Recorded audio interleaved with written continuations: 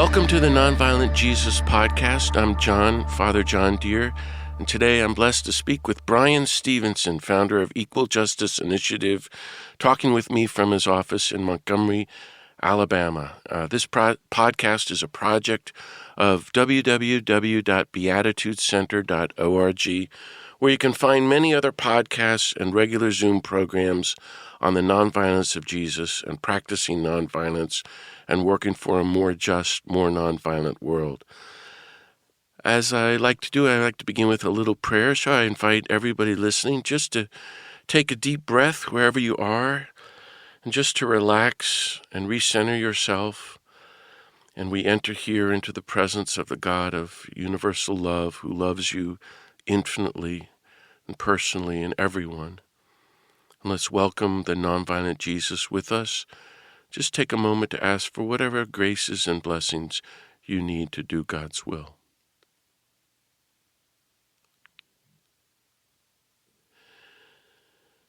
God of peace, thank you for all the blessings of life and love and peace that you give us.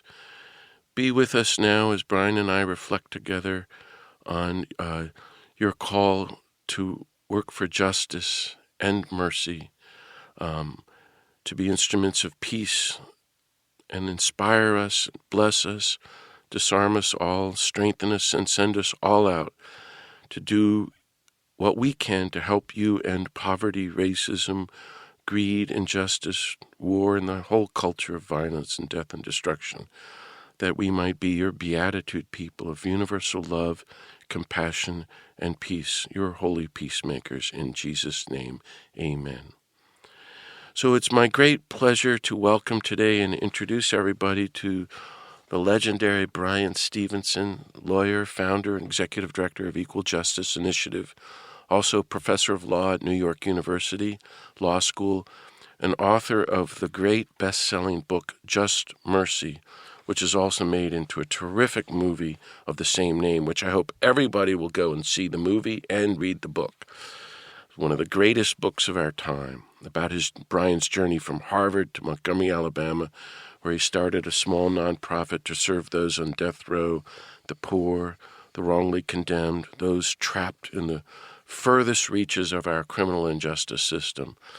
At the heart of the book is the story of Walter McMillian, a young man sentenced to die for a notorious murder he didn't commit. And Bryan has won relief for dozens of condemned prisoners, argued 5 times before the Supreme Court, won many awards, including the MacArthur Foundation Genius Grant. And a couple of years ago, Bryan built, with the support of a lot of people and a lot of money he raised, 2 museums in Montgomery, Alabama, which I have visited. The National Museum of Peace and Justice, a 6-acre hilltop overlooking Montgomery, the nation's first comprehensive memorial dedicated to the legacy of Black Americans who were enslaved, terrorized by lynching, humiliated by racial segregation, and presumed guilty and dangerous. Their names are engraved on more than 800 monuments. The other museum is the Legacy Museum, From Enslavement to Mass Incarceration, it's called, which displays the history of slavery, racial lynchings, segregation, and racial bias in America. And I hope you'll all visit them and go to Montgomery, Alabama. Archbishop Tutu, my friend, called Bryan America's young Nelson Mandela, and rightly so. Bryan Stevenson, thank you so much for joining me today here at this Nonviolent Jesus podcast. Oh, it's my great pleasure to be with you. Hey, Bryan, I just have to say from the beginning, on behalf of myself and all the listeners and millions of people, thank you so much for being a voice for justice and mercy and all the beautiful, holy, inspiring work you do. Thank you for everything, Bryan. I so appreciate that. Thank you. Yeah. So I don't know where to begin, and I've been just obsessed with talking about you and rereading your book and studying it. And, your book is now out, a new 10th anniversary edition. Congratulations. It tells your story from Harvard to Alabama and meeting and working with all those people in prison and death row and the rural poor and, wow, taking on the white supremacist establishment and systemic racial injustice, especially your friend Walter. And here we are, 2025, 10 years after your book came out, Bryan. I think things are worse than when you started. I'm 65, been at this for 45 years with our friend Paul Farmer, and things are as bad as ever. And they're getting rid of civil rights and voting rights legislation. We're seeing the rise of white supremacy at a new level with the Trump administration moving into full-blown what? Oligarchy, fascism, authoritarianism, cutting any decent programs. I thought we could just start, Bryan, by you giving us your take on what's happening right now in Alabama and the country in whatever way you want to talk about it. Well, thank you. I do think we are in a moment where the politics of fear and anger are raging. They are raging in this country, but they're raging all around the world. And what's scary about that is that when societies allow themselves to be governed by fear and anger, they start tolerating things we should never tolerate. We start accepting things we should never accept. When you look at human history, in the worst moments of human history, you can evaluate what happened during those tragic moments and find at the core narratives of fear and anger shaping behavior, shaping policies, shaping the functioning of government. The Holocaust can't be understood without understanding how the Nazis used narratives of fear and anger and directed them at people who are Jewish or people who are gay or people who were Roma to create this horrific violence and destruction. 30 years ago, we saw a genocide in Rwanda where hundreds of thousands of people were killed, and the narratives of fear and anger spread through that country, and just unconscionable things happened. When I look at American history, the parts of our history, the moments in our history when we did the most destructive things, we're being guided by those same narratives of fear and anger. And we're in the midst of that now. We have elected leaders that want everybody angry, that want everybody fearful. And that has put us in this valley that I think you have rightly described as a really troubling time. And so for me, what that means is that those of us who don't want to give in to fear and anger have to become hopeful and courageous. We have to become faithful truth tellers. We have to stand when people say sit down. We have to speak when people say be quiet. The encouraging thing to me about this moment is that we've seen this before. I'm the heir of people who were enslaved in America, the grandson of people who were terrorized during the period of lynching, the child of people who were brutalized by segregation. And my foreparents found a way to cope, to survive, to endure, and to resist these narratives of fear and anger. I started my education in a colored school. They didn't let me go to the public schools. When I got to the public schools after integration, the presumption was I wasn't equipped, wasn't capable, wasn't worthy to be there. And you had to navigate a lot of those presumptions. I think we're better positioned than we've ever been before to overcome these narratives of fear and anger, but it's going to require some work. It's going to require some faith. It's going to require some activism. It's going to require some believing in our capacity to do better than what we're seeing in this particular moment. Thank you. Maybe we can get more specific a little bit later on. One of the amazing things about your story is, you're at Harvard and you pack up and you move to Alabama, and you had that kind of faith and courage and willingness to stand up and speak out. And you're just one person, and then you end up meeting these other good people, and flash forward, and all this hard work is continuing to bear such good fruit.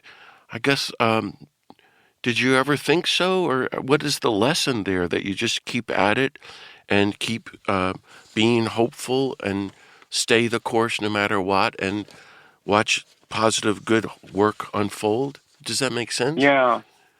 I mean, Yeah, I mean, I think for me, proximity has been a source of power. I grew yes. up in a poor, racially segregated community, and as I said, black kids couldn't go to the public schools. Most of the adults that I grew up around didn't have high school degrees because there were literally no high schools for black people in our county when they were teenagers. And then lawyers came into the community and changed everything by enforcing our commitment to the rule of law. And because those lawyers got proximate to poor black kids like me, I got to go to high school, I got to go to college. That's how I got to law school. So I was interested in getting proximate to other people who were disfavored, marginalized, excluded, at risk, and doing for them what others had done for me. And I wrote in Just Mercy about how going to death row when I was a law student completely changed me. Meeting a condemned man on death row, sitting down with him and forgetting that I was a law student and forgetting that he was a condemned prisoner, and just talking to him for 2 or 3 hours, and then getting lost in his humanity and the fellowship we were creating in that horrid space.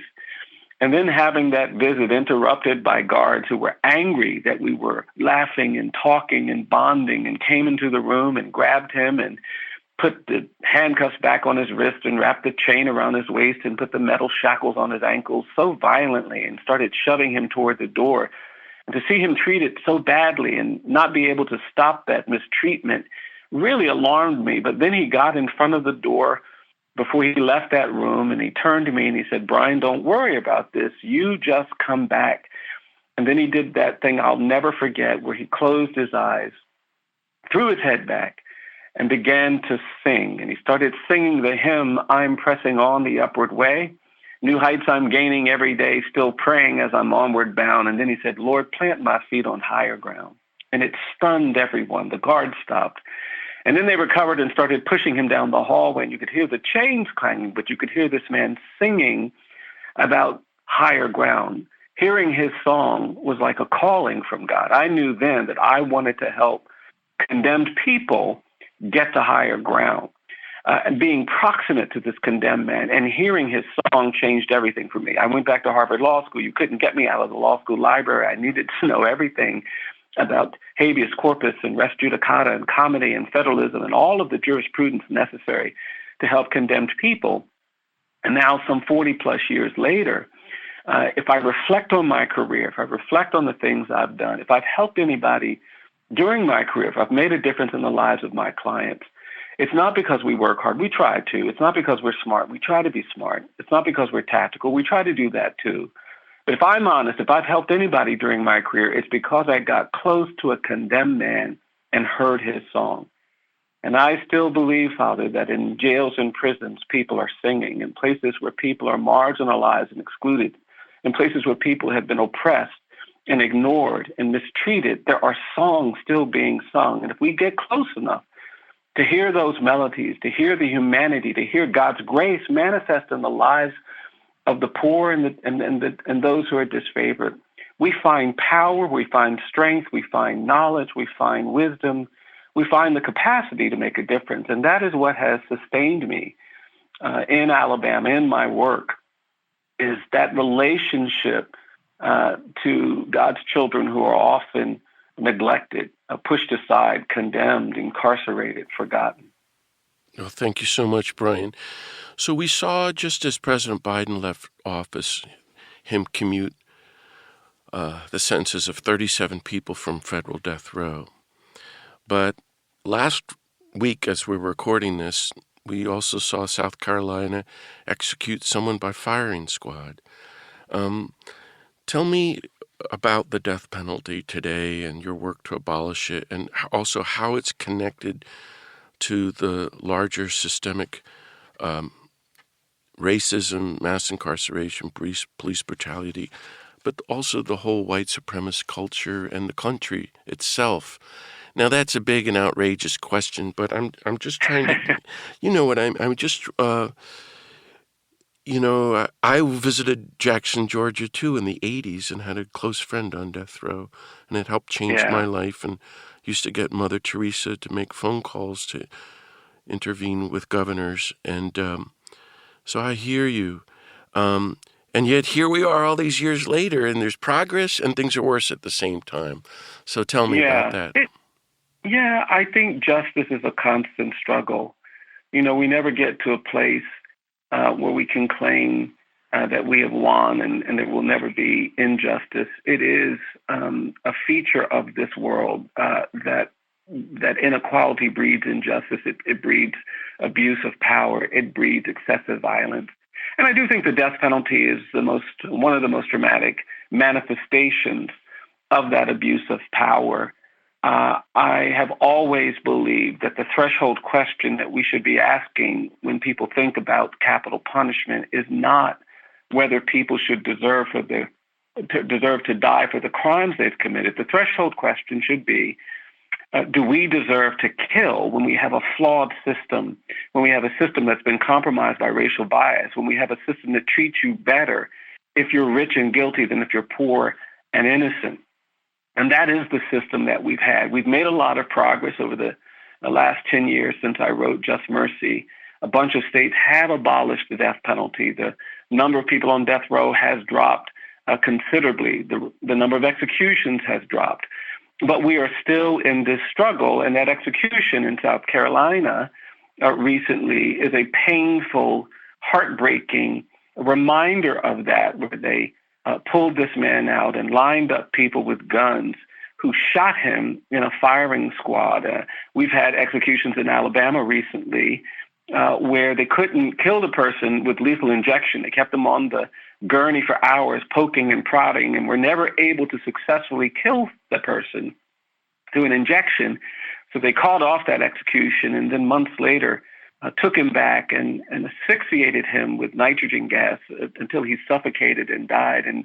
And our society calls that justice. I think it is a remnant of our long history of using violence to maintain certain kinds of power.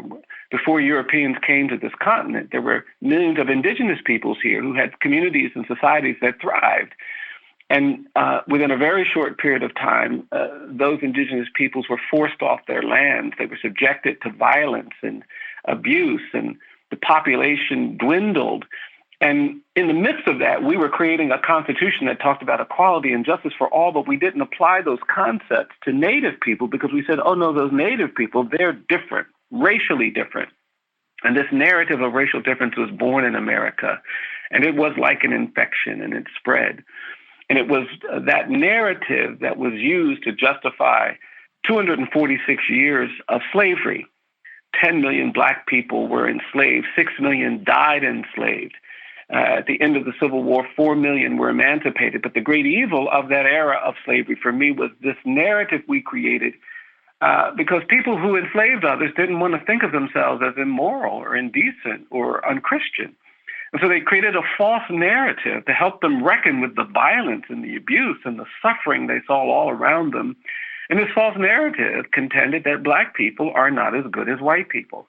Black people are less capable, less worthy, less human, less evolved. And that false narrative was, for me, the lasting evil of slavery because it survived the Civil War. I often argue that the North won the Civil War, but the South won the narrative war. And after emancipation, Black people were still presumed inferior, unworthy. And that's why our efforts during Reconstruction failed. And for a century following the Civil War, Black people were pulled out of their homes, beaten, drowned, tortured, and lynched. And when you understand that history, it's hard to understand how could people in this country tolerate that sort of mob violence, torturing people, subjecting people to horrific violence, burning them alive, all of this horrible stuff. And Congress didn't do anything. Law enforcement didn't do anything. And you can't understand that without understanding this narrative of racial hierarchy, of white supremacy. And that's what created the codified segregation that shaped my early years, this Jim Crow era. And courageous people responded. Dr. King and Rosa Parks and so many others came together here in Montgomery and began a movement that tore down the legal architecture of segregation and Jim Crow, but the narrative persisted. And that's why here in 2025, we're still dealing with manifestations of that narrative, a hostility to diversity, a hostility to equality, a nervousness about treating people equally and fairly, because that might diminish the power of some while creating opportunities for others. It's tragic that even in 2025, you can be talented, you can be wealthy, you can be gifted, you can be a priest, you can be a pastor, you can be kind, you can be loving, but if you're black or brown, you'll go places where you have to navigate this presumption of dangerousness and guilt. And because I'm getting older, I can tell you when you constantly navigate these presumptions, it's exhausting. And that is why I think we need an era of truth and justice, truth and repair, truth and reconciliation, truth and restoration. Without truth-telling, we cannot free ourselves from the burden of this history. Truth-telling will lead us away from the death penalty. It's when we tell the truth that we'll be able to understand that we are all more than the worst thing we've ever done. Truth will cause us to recognize that if someone tells a lie, they're not just a liar. If someone takes something, they're not just a thief. That even if you kill someone, you're not just a killer. And that is the era, that is the movement that I'm really hoping we can advance in this moment, because I continue to believe that truth is the antidote to quelling fear and anger. It's the antidote to the abuse of power that we see all around it. Truth will set us free. And I think people of faith have a critical role to play in this, because we know that we can't be afraid to be honest about our mistakes. You know, in my church, you can't come in there and say, I want heaven and redemption and salvation and all these wonderful things, but I'm not prepared to admit to anything. I'm not prepared to confess any wrongdoing. We know that confession and repentance is what opens our heart to grace and mercy. And we just have a lot of brothers and sisters in this country that haven't accepted that don't believe that, and they're allowing their anger and their fear to shape their decision-making, their voting, their beliefs, their hostilities toward people who are different. And that's the challenge that we face. And to me, the death penalty is just the most violent and heartbreaking manifestation of that challenge. But we are in a moment where I think we have the capacity to do more and to do better. Well, thank you so much, Bryan, for your eloquent reflection. I wanted to ask you about your friend, Walter McMillian. He's the center of your book, Just Mercy, and the center of the movie played by Jamie Foxx. And so he was an innocent man condemned to death for a terrible crime, which he didn't do, and mobilizing all kinds of people were able to get him off death row, and he died maybe 10 or 12 years ago. And I thought so anything you would like to share with us, with me, about Walter, because he embodied the stuff you're calling all of us to. And to do that, let me read to you, and for the listeners, the very end of Bryan's magnificent book, Just Mercy, because it gets into the question, Bryan, what is just mercy? And what Walter taught you. So what I'm reading here is Bryan ends his book telling about what he said at Walter's funeral. Quote, I told the congregation that Walter's case had taught me that the death penalty is not about whether people deserve to die for the crimes they commit. The real question of capital punishment in this country is, do we deserve to kill? I told those gathered in the church that Walter had taught me that mercy is just when it is rooted in hopefulness and freely given. Mercy is most empowering, liberating, and transformative when it is directed at the undeserving. The people who haven't earned it, who haven't even sought it, are the most meaningful recipients of our compassion. Walter genuinely forgave the people who unfairly accused him, the people who convicted him, and the people who had judged him unworthy of mercy.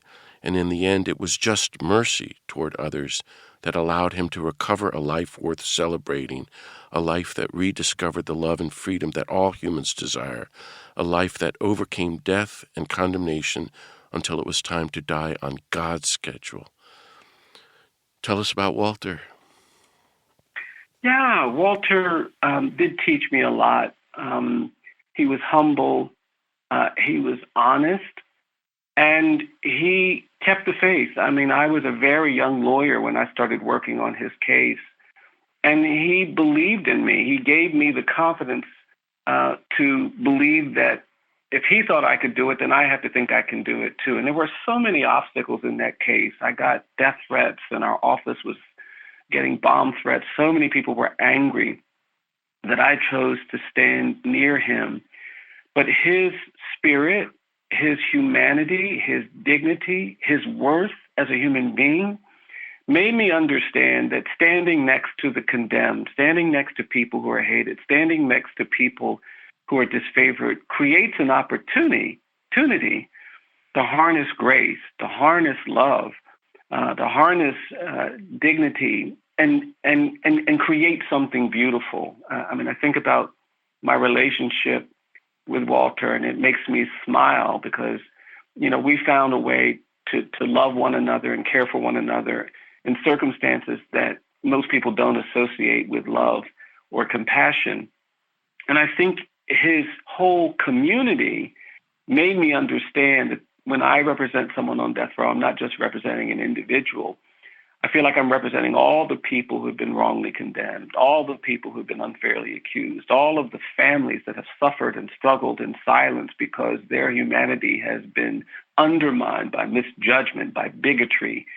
And in that regard, it's a holy quest. It's a greater struggle than the parameters of a single case. And when we prevail, when we're able to win freedom, it feels like a bigger victory than just the release of one person. I've always been persuaded from the prophets, Micah 6, that God requires of us to do justice and to love mercy and to walk humbly.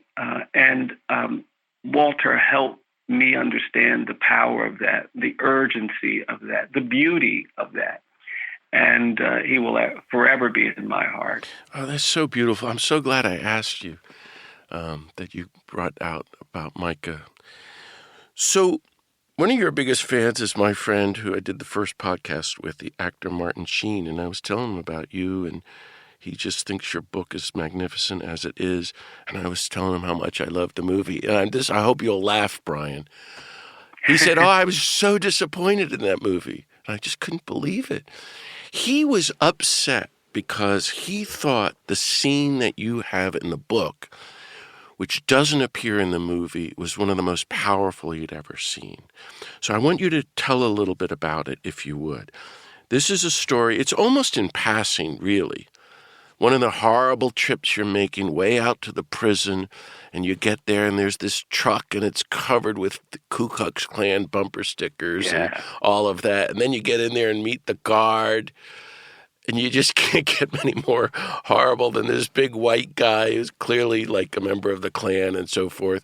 And he forces you into a strip search, and he's just about as cruel and inhuman as can be. And this goes on. You have to keep doing this. And then he brings, I think, Walter into the trial. He's there for 3 days. This guard hears the innocence of Walter, as I remember. And then you go back to the prison the next time, and he's kind of a different person. And Martin is very interested, like I am, in how that kind of transformation happens. It's really about Kingian nonviolence. Can you tell us that story and reflect on what it meant for you? Sure. Yeah. I mean, particularly in the 90s, you'd go into these places, and there would be a lot of hostility. There weren't a lot of Black lawyers going into these spaces. And this was a particular day when I parked in the prison lot, and there was a truck covered with all of these bumper stickers that were just horrific. One of the bumper stickers read, quote, "If I'd known it was going to be like this, I'd have picked my own cotton." And it was alarming to me to see that, and the Confederate flags and the iconography of hate and resistance to integration plastered all over this truck. And when I went inside, this correctional officer was so hostile. He didn't believe I was a lawyer. He made me go into the bathroom and subject myself to a strip search, which no lawyer should ever have to do. He just tried to humiliate me. And before I went to go see my client, he made a point of telling me that the truck in the parking lot that I likely saw, that was his truck. And it unnerved me. And I actually wasn't seeing Walter that day. I was seeing another man who was very severely mentally ill. Yes. And he had all kind of issues. And when I got there, he asked me if I had brought him a chocolate milkshake. It was the first time I'd met him. And I just thought it was the craziest thing. And I said, no, I'm your lawyer. I'm here to help you in your case. And he seemed really despondent and disappointed I didn't bring him this milkshake. And then I realized he was suffering from mental illness and mental health problems. And I promised I would try to bring him a milkshake the next time. And that was the only way he could engage with me. And the prison never let me do that. And it finally was time to go to court in his case. And that hostile guard was in the courtroom, and he heard the testimony we presented over those 3 days about how this man had been in 29 foster homes by the time he was 10, about how he started abusing drugs to deal with untreated schizophrenia, untreated bipolar disorder, untreated psychotic conditions, and about the tragedy that surrounded the crime when he was hallucinating and psychotic. And the next time I went back to the prison to see this client, the guard was completely changed. And he didn't make me sign in. He didn't make me strip. He didn't do any of those things. He just took me to the door of the prison area, the visitation area. And then he stopped me and told me that he had been in court when we presented our evidence. And then he said, I just need to tell you that I think what you're doing is a good thing. And then he said, I realize that I'm a very angry person. He said, I didn't think anybody had it worse than I've had it. But listening to the evidence in that case, I realized your client had it worse than me. And he said, I just want you to know, I think you're doing a good thing, and I want to shake your hand. And I couldn't believe it. Yeah. And I shook his hand, and I was about to go inside, and that's when he grabbed me by the arm. He said, oh, one more thing. I said, what's that? He said, well, on the way back from the courthouse to the prison, I took an exit, and I took your client to a Wendy's, and I bought him a chocolate milkshake. And it just moved me in ways that very few things do. Yeah. And when I got to see my client, it was the first time he never asked for a milkshake. You know, that guard left that prison shortly after that. But it's the reason why I believe that, we have to show mercy. We have to do justice. We have to love mercy for the undeserving, for the people who don't treat us the way they should treat us, for the people who are falling down, for the people who are struggling. And, that encounter reminded me of that. It reinforced that for me. And it's one of the many acts of grace and mercy and love that I see along this journey, which from a distance may look really horrible and painful and ugly. And there are aspects of it which are horrible, painful, and ugly. But in the midst of that, you also encounter grace and mercy and beauty and redemption and love. And that is absolutely what sustains me. No, thank you. Wow. I know the time is coming to an end, but I got to ask you two more questions. One is, Bryan, Okay. I've been, so I'm an activist and a priest, and I've spent about a year of my life in prison, and I have many felony convictions for hammering on nuclear weapons and all. And all along, as a student of Gandhi and Dr. King, I have been publicly teaching around the world and in my books, as Gandhi said, that Jesus was the greatest person of nonviolence in history, and therefore all Christians are called to be totally nonviolent. And so, Bryan, this is why Paul Farmer was such an encourager of me, because, of course, every day of my life, Christians are telling me, oh, no, you got to kill somebody. So I just want to ask your thoughts about the nonviolence of Jesus and what it means to be on a spiritual journey.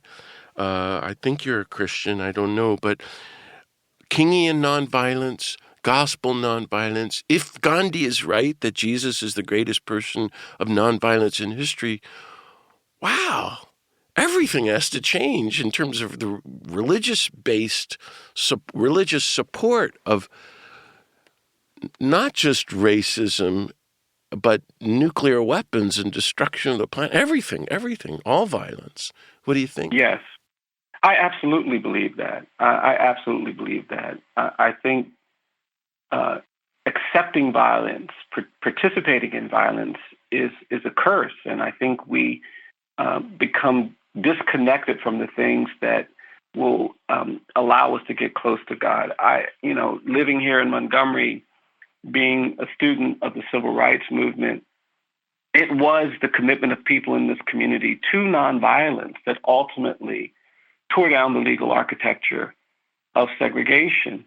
And in this moment where the politics of fear and anger, I think we have to talk more about our values and our character. I do not believe in violence. I think that violence is a pathway to destruction and abuse. It will create hatred. It will create burdens that it will be very, very hard to free ourselves from. So we have to commit to nonviolence. I think we have to commit to being against bigotry in all of its forms. We cannot hate. And I think we have to commit to appreciating one another rather than diminishing one another. And so for me, yes, that is essential to my faith. After emancipation, 4 million formerly enslaved people could have absolutely wanted revenge and retribution against those who had enslaved them. They could have chosen to seek violence against the very people that had separated them from their children and their parents and their spouses. But that remarkable community of people, faithful people, truly Christian people, chose citizenship. They started building churches. They started building schools. They said, no, we're not going to give in to the instincts that justify violence. We're going to show a new way. And I feel very connected to that narrative, to that community. My great-grandparents were enslaved in Virginia, but they rejected violence and chose education and love and faith. My grandparents were terrorized. They saw violence all around them, but they rejected that. Segregation is violent. Those signs that said whites only and black people to the back and all of that, they weren't just directions. They were assaults. They created injuries and wounds and scars. And many of us bear those scars today, but we have chosen not to retaliate because we know that that's only going to be a curse for us. Violence is like hate. It weighs you down.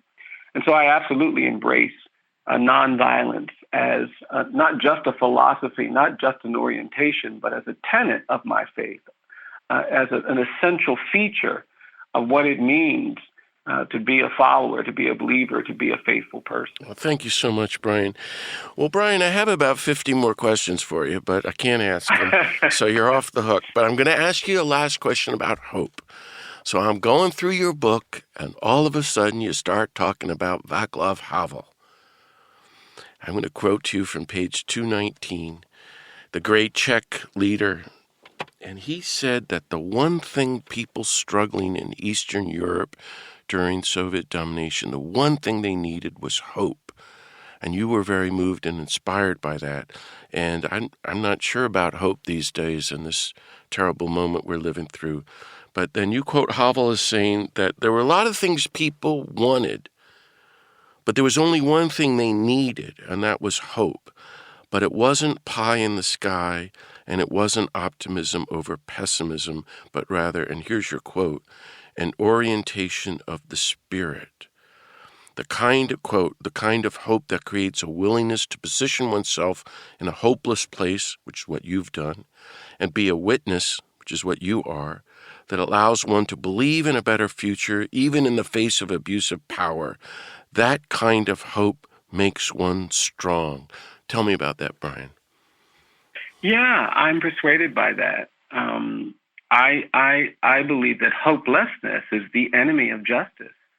I think injustice prevails where hopelessness persists. So hope, for me, it's our superpower. It's the thing that will allow us to do the things that other people think we cannot do. I mean, I never imagined at the start of my journey that we would be able to help so many people, that we'd win cases at the U.S. Supreme Court, that thousands of people would get their sentences reduced based on some of our advocacy. I never imagined that we would create this landscape of memorials and museums and monuments that are calling people to recognize the harm of our history of racial injustice and racial inequality. And now hundreds of thousands of people are coming and appear to be so moved. And so I'm mystified sometimes by where I've gotten, but I am persuaded that my journey forward, wherever that takes me, has to be rooted in hope.